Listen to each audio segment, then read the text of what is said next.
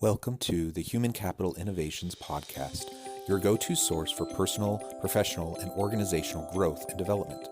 We hope you tune in often for all things people management, organizational development and change, organizational leadership, and social impact related. Maximize your personal and organizational potential with Human Capital Innovations Podcast.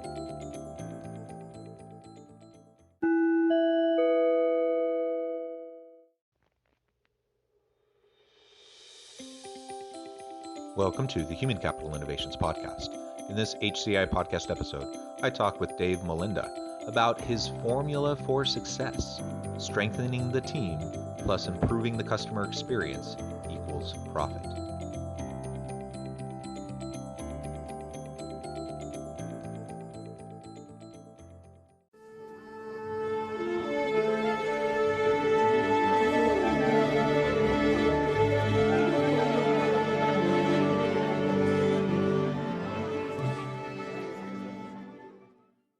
Dave Molenda, welcome to the Human Capital Innovations Podcast. Hey, how are you? It is great to be with you. I'm super excited to have a conversation with you today. You're joining us from Wisconsin, and I'm here in Utah. Today, we're going to be focusing on an area of your expertise and talking about what you term your formula for success: strengthening the team plus improving the customer experience equals profit. So we're going to dive into that. We're going to dissect that a little bit, talk more about the people management or organizational leadership components to how we can do that better in our organizations. And I'm just really excited to have a good conversation with you today. As we get started, I wanted to share Dave's bio with everybody. Dave Molenda is the founder of Positive Polarity LLC, a Midwest-based sales coaching and training firm that brings solid growth to companies from over 30 years of real-world experience, where he grew his business to $10 million in sales before selling it.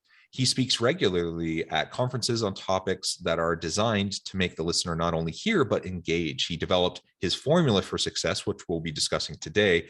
And with this formula, he has helped companies with their business growth. His #1 Amazon bestselling book, called Growing on Purpose, details the importance of both the team and the customer and how, if treated properly, profit will follow. He also recently launched the Positive Polarity podcast, a weekly podcast that interviews awesome people with amazing stories.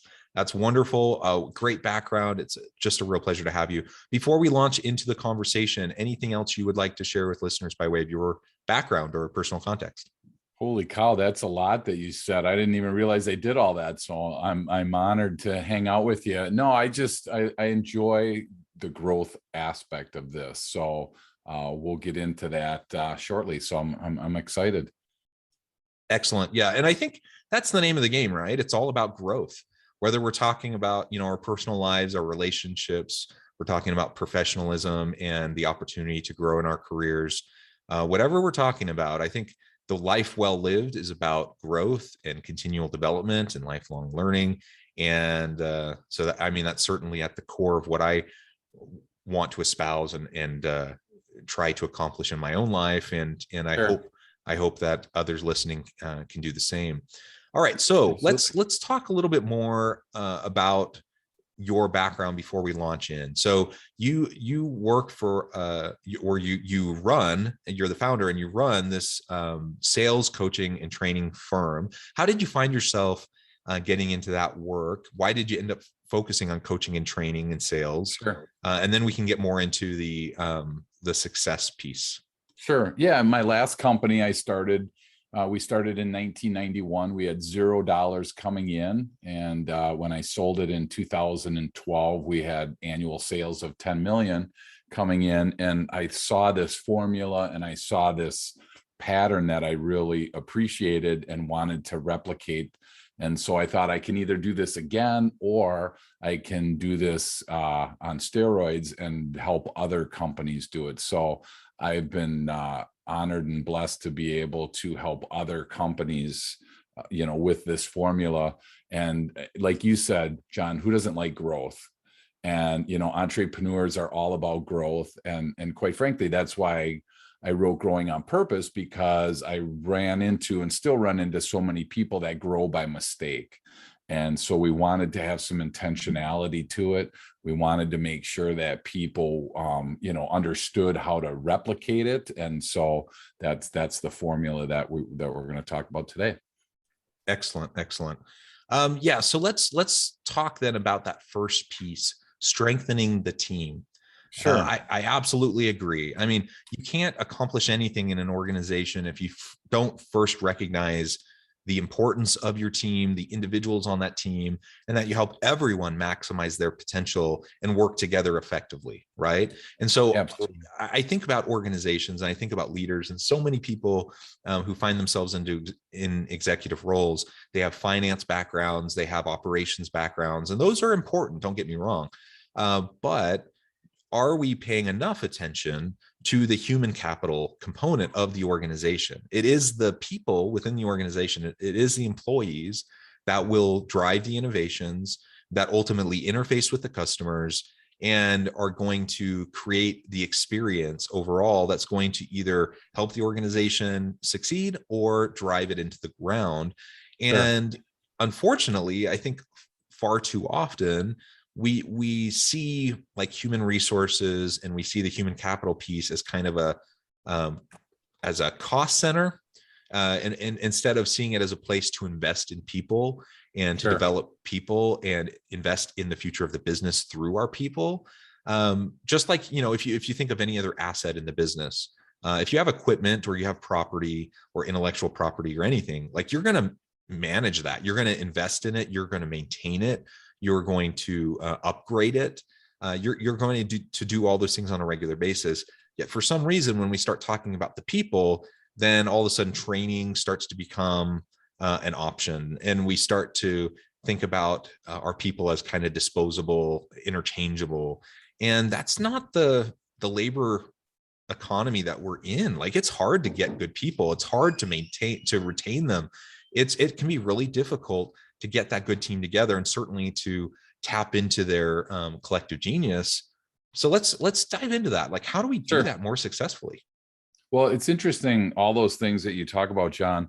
It's really easy if you make a widget, it's really easy to determine how many widgets you have to make per hour to make $1. And so the ROI for most entrepreneurs, it's real easy to look at, what your production is from in that machine, in that process. It becomes really a lot harder as soon as you interject a human being into it. How do I get, if I pay them X, how do I get X plus whatever I need out of them? And unfortunately for the US, Gallup shows that, 2 out of 3 people approximately show up every day to their job and they're not engaged. They're not concerned about the customer. They're not concerned about the company. They're focused on themselves. And that's really, that's nothing that I brought up. That's Gallup. That's a national poll that's been going on for years. So the concept really that I think works is to invest in the people, because in as we finish that formula, if the more you invest in your people, the better experience your customers are going to have. And the better experience that your customers are going to have, the more they're going to spend, the more they're going to pay, and the more frequently they're going to, come back to your establishment, whatever you do. So if we skip that step of strengthening the team, and to your point, I mean, I don't know what unemployment's like in Utah. Here, everybody that can be working pretty much is working. So employers have a really hard time finding good people. That's the number one thing that I hear on all the work that I do around here, is finding good people. Well, people want to work for a company that, has certain things about it, and everybody's list is a little bit different.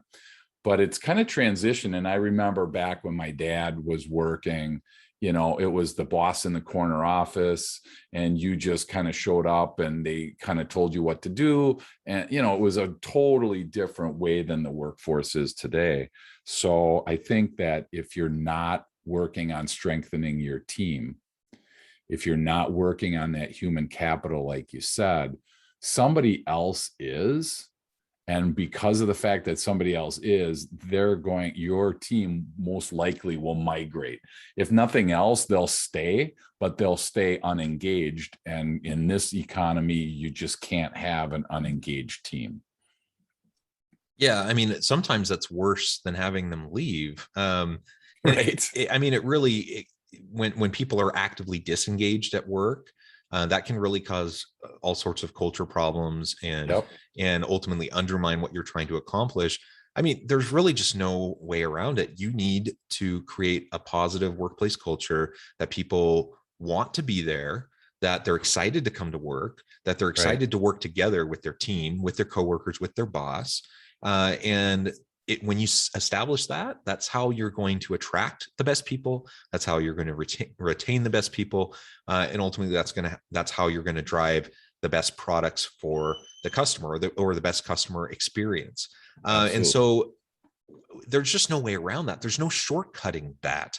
And I get it, like small to medium sized businesses, where they're trying to keep overhead low, labor costs low, their margins are small. I Sure. understand it. I understand that's a challenge, but you have to remember the indirect costs that are associated with having a team that doesn't run well. And when people Right. when you're constantly churning through people and trying to train them and get people up to speed, and just all of the indirect costs that causes you. And when we Yep. can take that into account, then all of a sudden we can start to recognize, oh yeah, it really does make way more sense for me to invest a little bit more money, a little bit more time up front to establish a good foundation for these people to have great success in the company. Um, Right. it's something that I feel like I'm like preaching from the rooftops continuously, and I Sure. think most people get it, and I think even most executives get it. They understand the argument, but where the rubber meets the road, when they're making the decisions in terms of prioritization of resources and those sorts of things, oftentimes they undermine what they know is what is necessary. Right. Yep. They undermine themselves through the allocation of resources and through the decisions that they make. And so we just need to be a little bit more brave in how we are like courageously investing in our people to create a Right. dynamic team.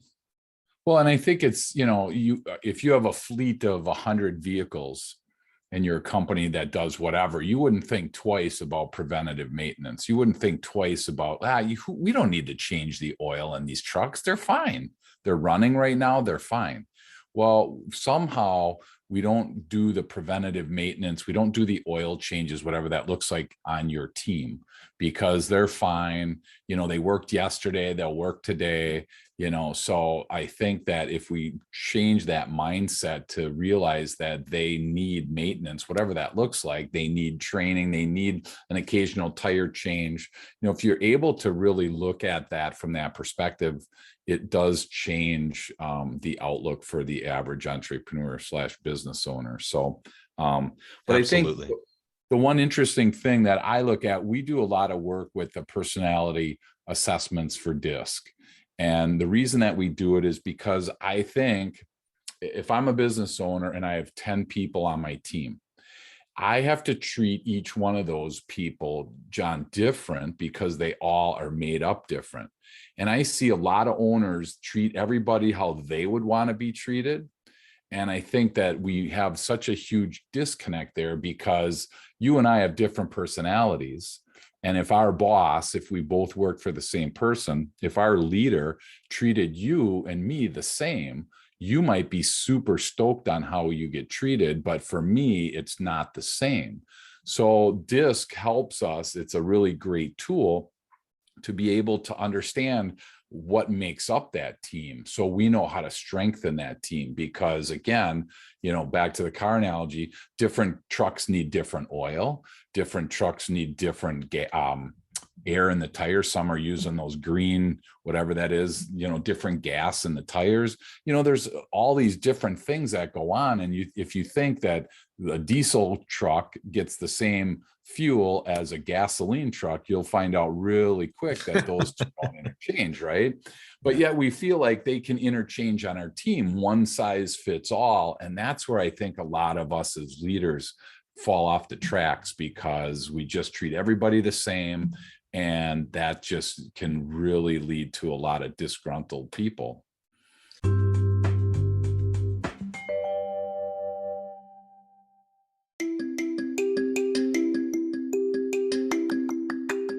I'm excited to announce the publication of my new book from HCI Press, Bluer Than Indigo Leadership: The Journey of Becoming a Truly Remarkable Leader.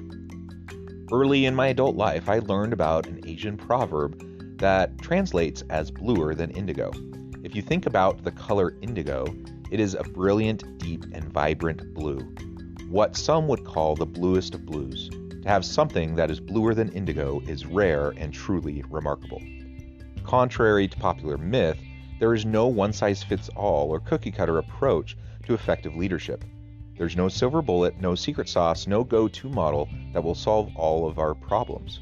The truth is, great leaders have all had their unique strengths and flaws, and have all had to discover and then pave their own distinctive path in their life's journey to fulfill their leadership potential. Bluer Than Indigo Leadership will help you discover your own path and explore those ordinary, everyday actions that will help you respond to an uncertain future and produce extraordinary results for individuals, teams, and organizations.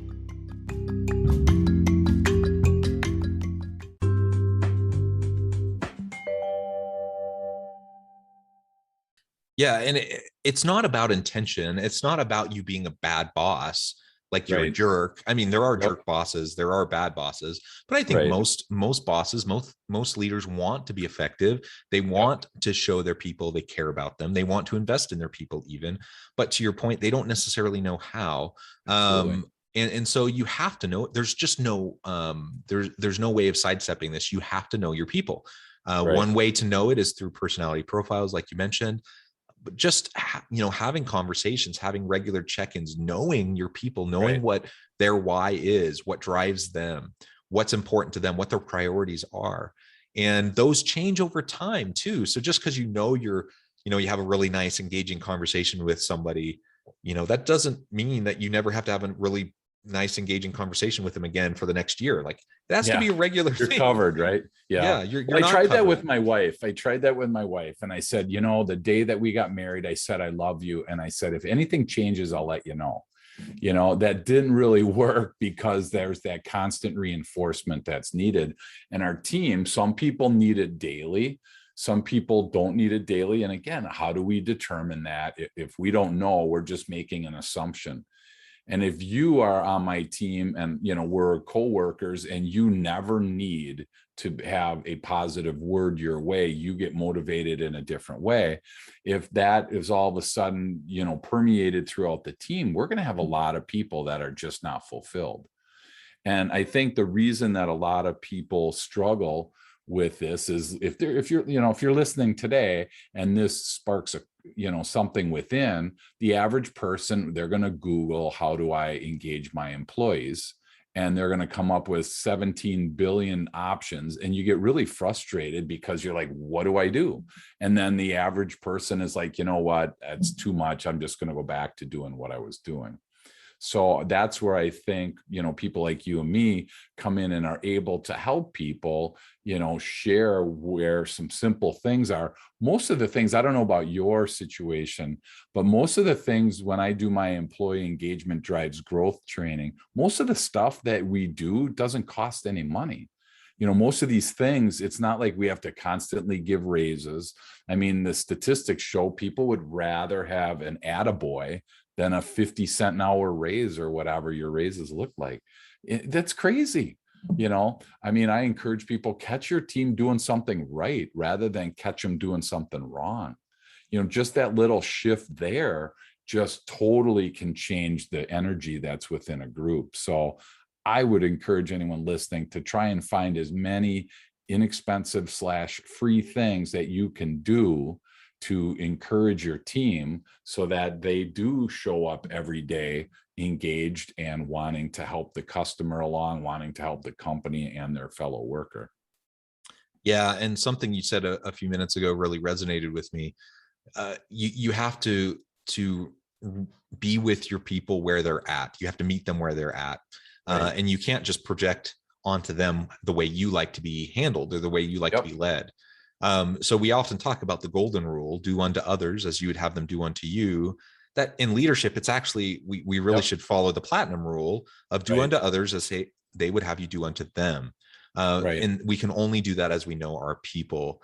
And I wanted to share a real quick example. Maybe I'm Sure. patting myself on the back a little bit, but That's you know, okay. people who listen regularly know I'm a scholar practitioner. So I'm a professor at the university. I'm a department chair.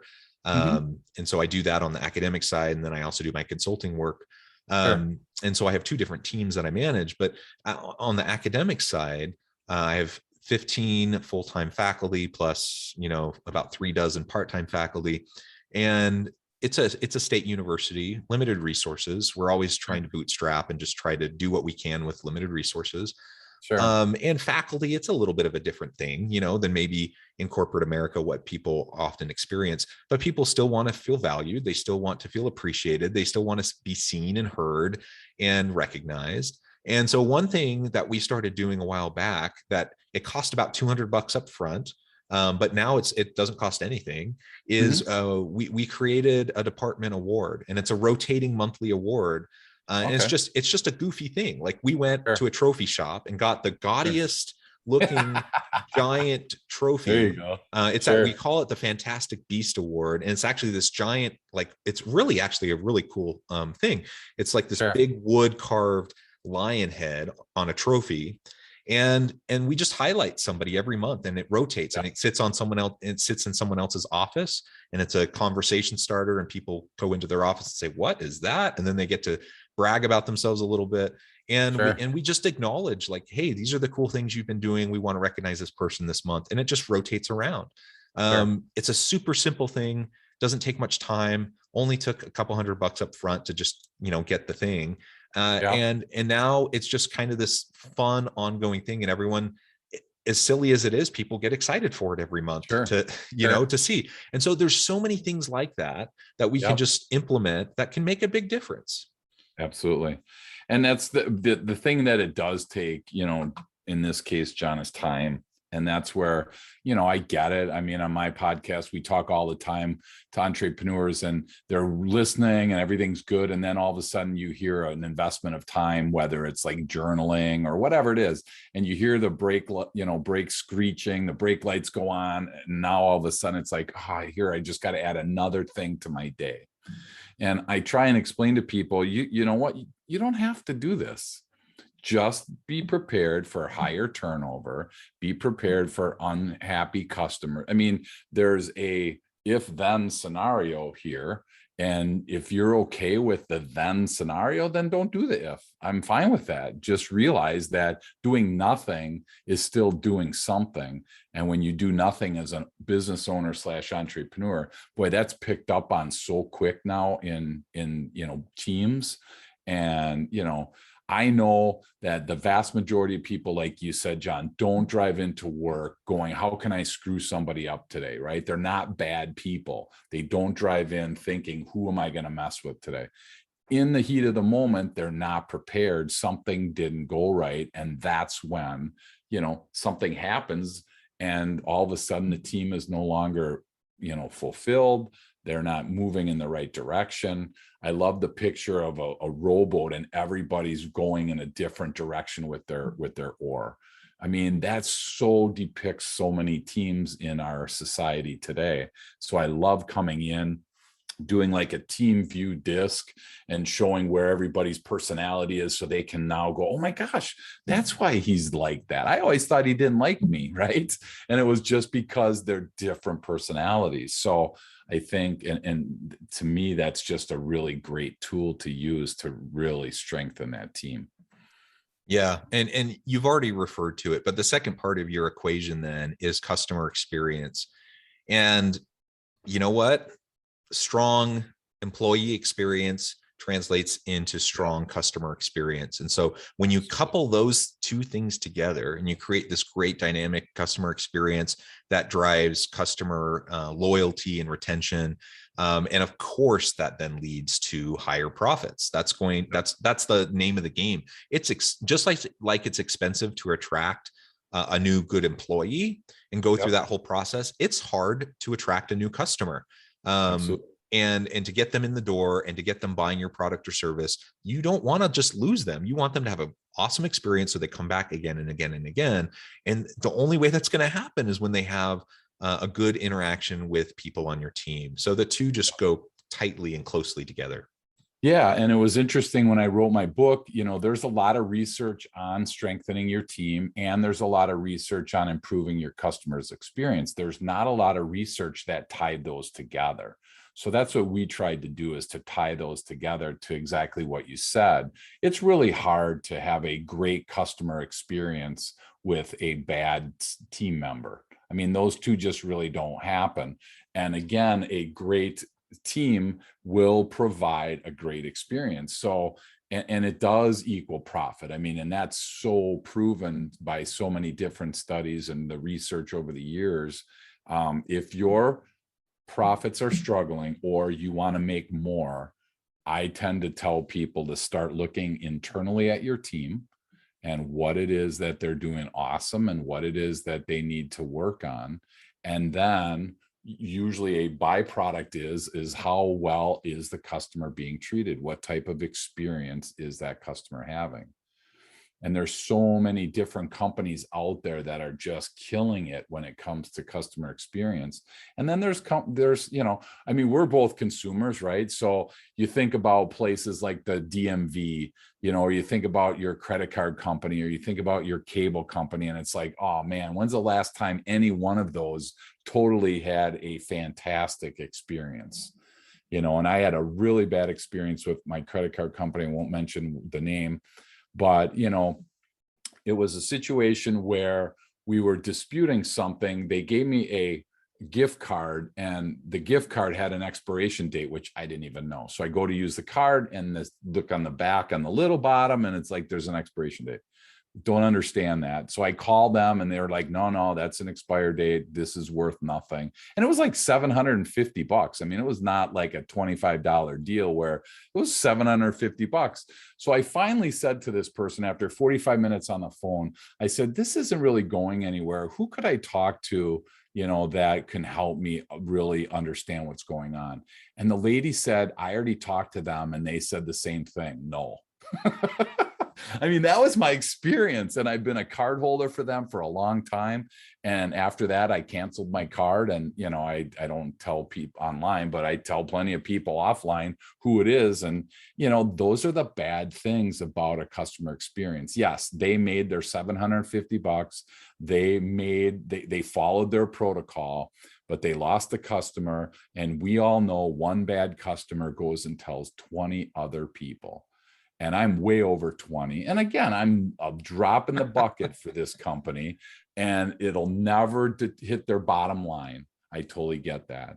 It's just, that's the experience. We as small businesses, we can't afford to have 10 people out there that are unhappy, because now they're telling 200 people. And so it just, just magnifies the more that we have bad experiences. So I tell Yeah. people, if you think you're having if you think you offer a great customer experience, it's possible that you have a blind spot. And that's actually the next book I'm working on, is about business blind spots. And it's interesting, if you think you're doing a great job, then I challenge you to call 5 of your best customers, call 5 of your worst customers, and then there's a great sampling of how well you guys are actually doing. And maybe you do have a blind spot. Maybe you're awesome, but more often than not, you'll find a couple opportunities to improve that experience. Wonderful. Dave, it has been a real pleasure talking with you today. I feel like we've just scratched the surface. We could go on and on and on, but this has been a really great conversation, Yeah. and a good primer, I think, for anyone listening to try to think about employee experience, customer experience, driving bottom line results for your organization. And ultimately, it's about a focus on people. As we wrap up today, Dave, I just wanted to give you a chance to share with listeners how they can get connected with you, find out more about your book, and then give us the final word on the topic. Sure. So best way to get a hold of me is positivepolarity.com, all one word, super easy, and be happy to help any way I can. And if you want, I'd be more than happy for the first 5 people that shared their information with me. I'll send them a free book. I'll pay for the postage. I'll pay for the book. I promise I won't hang out at your house. I just need the address because I got to deliver it somewhere. So be honored to share that with people. And I think the word that I love to talk about as we close this down is intentionality. Whatever it is that you're going to do, I'm less concerned about what you do. It's really being intentional at it. If you think that you want to improve your team or you want to improve your customers' experience, as long as you face it with intentionality, you'll have a much higher likelihood of that actually happening. When you create a list of things to do, have somebody like a coach hold you accountable, that's when people really start to elevate those experiences, whether it's for the team or for the customer. Amen. Dave, it has been a real pleasure. I encourage listeners to reach out, get connected, find out more about what Dave can do for you. Check out his book. And as always, I hope everyone can stay healthy and safe, that you can find meaning and purpose at work each and every day. And I hope you have a great week.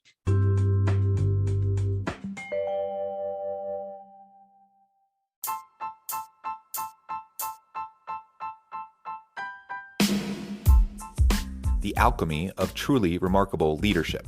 Ordinary, everyday actions that produce extraordinary results.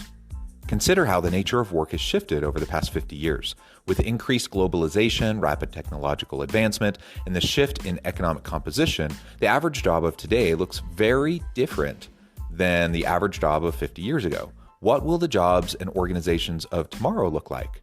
Moreover, what does this all mean for organizational leaders? What are the core competencies and capabilities of organizations and their leadership that are prepared for continued disruption and geopolitical and socioeconomic shifts? Regardless of what the future holds, increasingly, leaders need to be socially minded, data-driven, decisive, champions of talent, and disruptors of the traditional notions of leadership, teams, organizations, and work. The alchemy of truly remarkable leadership will help you to explore your own leadership competencies and capabilities and consider ways to apply and implement them into your workplace and personal life.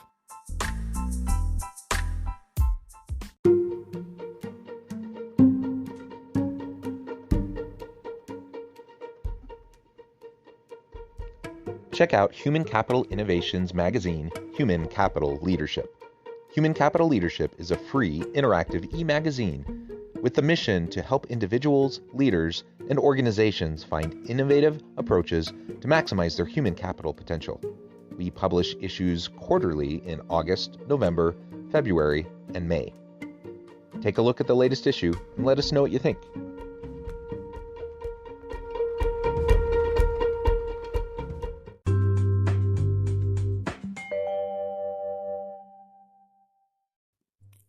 Thanks again for joining us for this episode of the Human Capital Innovations Podcast. I hope you stay healthy and safe and that you have a great week.